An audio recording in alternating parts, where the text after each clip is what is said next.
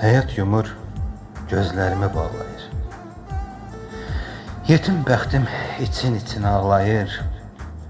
Tənhalığım dost ürəyi dağlayır. Nur işıqdan gür zülmətə çönürəm. Yavaş yavaş güneş kimi sönürəm.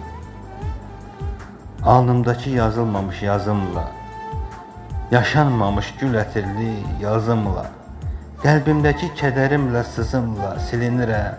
Bir xəyala dönürəm. Yavaş yavaş güneş kimi sönürəm. Can dediyim yox ki gəlavuda. Lay lay deyə nəzarımda uyuda, kəsilərmiş kimsəsizin soyu da. Ömür bitir, mən Allaha dönürəm. Yavaş yavaş, yavaş yavaş güneş kimi sönürəm. Yavaş yavaş güneş kimi sönürəm.